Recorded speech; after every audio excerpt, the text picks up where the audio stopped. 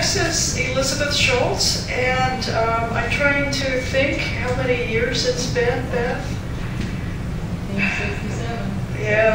Yeah, you know, she was like my first class, my first English teacher was Professor Schultz, and you know, what a blessing she has been to my entire life.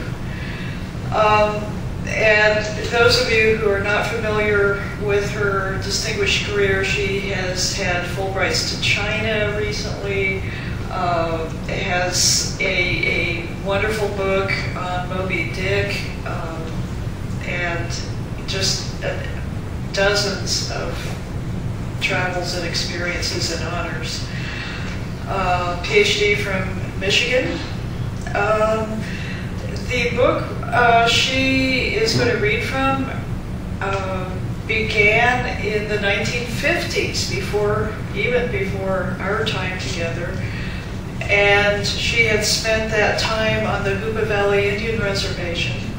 There are photographs in this book that are so rare for Native peoples that times in the mid-20th century really are kind of a dark age where there's just not much documentation. There was a policy of assimilation, and a lot of the culture went underground. So anything that comes out of that time period is precious.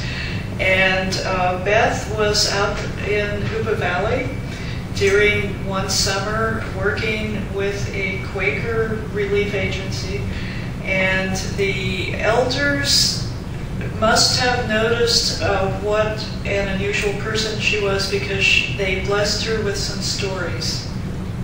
Beth.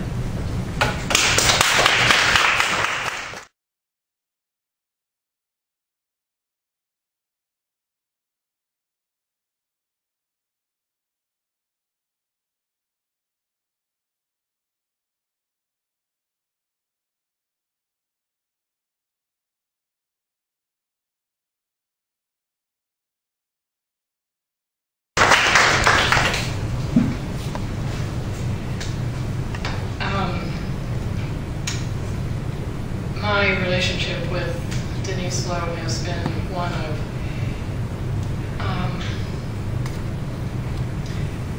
my learning. If I was Denise's teacher, Denise has again and again proved to be my teacher abundantly and bountifully, and I'm forever grateful for what I have learned from her about life and friendship, and it's my great joy and honor that she thought that the stories that I wrote when I was so young about my experience on the Hoopa Valley Reservation, that she thought that these stories might be of interest to other people. And it is just my great joy to be here to share one of those stories with you. It's the story I chose to read from, is also about a tiny Native American woman. I can show you a picture of her with me. Now, at that time, when I was in the valley, I was larger than I am now, but whoa, this way, did I knock it off? Because it's okay. This way rather than this way. I was about the same height, but if you can see this picture, the woman who is next to me is considerably shorter than I am. In other words, she was a tiny person too, who packed a wallop. And I hope you will see in the story that I'm going to read from how strong she was, what a inner strength she had. The Quaker organization that I was with was the American Friends Service Committee, and I group of college students had come to help people on the reservation to rebuild their houses following a horrendous flood that had come down through the valley. You can see the cover of the book shows something of the beauty of the place when the sun is shining and the river is low. The river is actually a fabulous turquoise color, but it had wreaked havoc on the homes of many of the Hoopa people, and we had come to help them repair those homes. The great irony, however, is that when we arrived in the summer of 1956, they had done all the work themselves.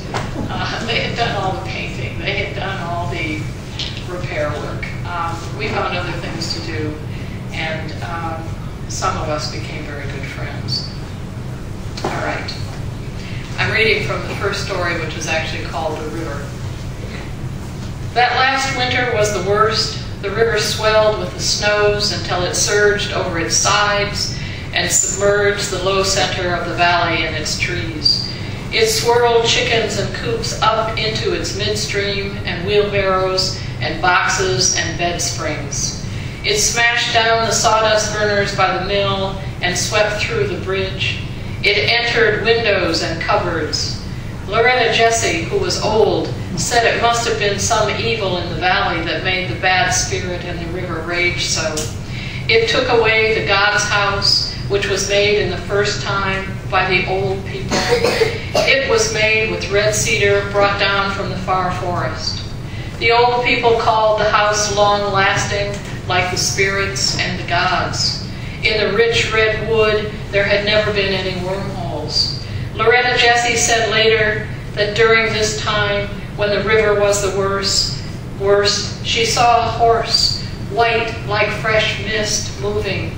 He was on a piece of top ground, and the river all around it churned in circles, and he cried high in the wind. It was Loretta who remembered about Wilma Melton and told somebody to take a boat across the river to see how things were with her. Wilma Melton lived in by the brush dance pit over by the God's house. So two boys went in a boat across the river and the low part of the valley among the tops of the trees to the place where they had the brush dance. The river had fallen down into the pit and filled it to be even with itself. Only the ring of seats around the pit, rising out of the river as a reef, showed the boys the place of the pit. Beyond was Wilma Melton's house. The river was just reaching up to it. It had squeezed through the grasses and was making sporadic swishes at the edge of the house. It had moved through the fence that squared off Wilma Melton's cemetery, where the old fathers were kept. Through the fence, it had twisted scraggy roots and branches. The river had struck the outshed and shifted it strangely, but Wilma Melton's house had stuck to the ground. It was made from skinny boards and seemed small against the river rising. Its brownness was folded into the vast void of gray wind and rain. At first, to the boys in the boat, it seemed to be floating in the grayness. Then the river heaped them up solid on the shore around the house. They dumped themselves out. The oldest one took the line strung through the boat's nose and brought the boat up on the murky land near the house. The other one pounded on the door. The sound was blown away so that between the boys there was only the noise of the rain. The hollowness from inside the house scooped out a small hollow feeling in their own stomachs. Again, the one pounded out on the door, and the other made the words, "Wilma Melton," close to the door hinge, so the sound would go inside. From the space in the house, somebody said something in old Hoopa, and then, "What you ghost boys want in here?" The biggest boy spoke again. "Wilma Melton, we come to help. We come from Loretta Jessie, across the riverway." And the other boy spoke now. "We come to get you, if you'll come." All around was the rain thudding down into the ground. "Who is that there?" somebody said from inside of the house. One boy answered, "We come from Loretta Jessie. "We are Hank Henderson and Dale Kindness. We come to see if you are all right because the river is getting very bad. Sure, can we come into this house?" In a flick of the wind, a wooden trapeze for summer roses was splintered and set off from the house. The boys opened the door. The hollow house sucked in the wind. The boys had to crease the door back. Wilma Melton was sitting close under the roof on a rafter. The house contained the cold and the wind distilled. Outside, the great mass of wind was moving past, skittering the sticks and the splintered rose trapeze. Inside, the cold air was immobile. In a corner of the house were kept the grasses gathered from the special places in the mountains for the baskets. Because of the dampness rising off the ground, the grasses smelled ages old. On the walls were the bright pink and blue pictures of white men doing nice things which the church people had sent. There were the Good Samaritan and the man from Jerusalem, and the words in wrought Gothic saying, "He had compassion and went to him and bound up his wounds, pouring oil and wine." The floorboards in the house were softened by the padding feet of many years. In the house there were also crates from the San Fernando fruit farms and cans and canning jars with the thick blue glass, also an iron bed and an iron stove.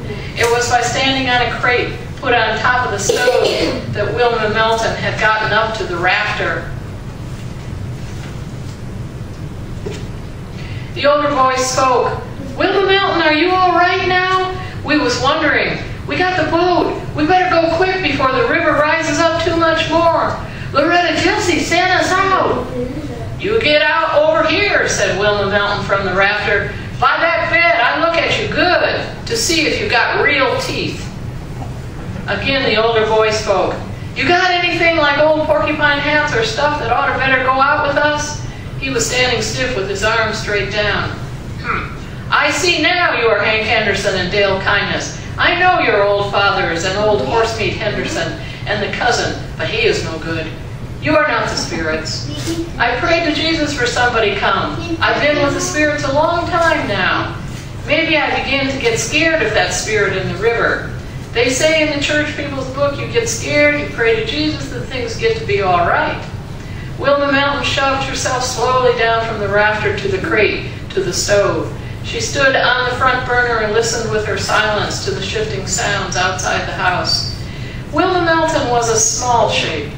Her basket cap, woven from bark browns and black, grasses and yellow porcupine quills into the patterns of parallelograms, gave form to Wilma Melton. She wore it so close down on her forehead that some long lines of hair were forced from the braid wrapped behind her head. Until she said something to them again, the boys could only stand there. Beyond the house was the sound of the wind washing across the river. Wilma Melton stooped some to stare the boys out of the shadows. "You have good teeth," was what she said at last. "I pray to Jesus, he saved me, so I is saved. I pray to Jesus now, he saved my house." The other boy stepped out. "Wilma Melton," he said, "we must better be going on." Wilma Melton put on a pink sweater twice shrunk so that it was a child's size, so the buttons stretched from the buttonholes. She patted down the bed, pressed out a long wrinkle in the top cover with her thumb, plumped the pillow, and nipped the edges of the covers in all around. "Hey," said the older boy, "let's move it." Wilma Melton had one more thing to do. She reached into the side of her dress for something. "Wild cherry root," she said. Thanks.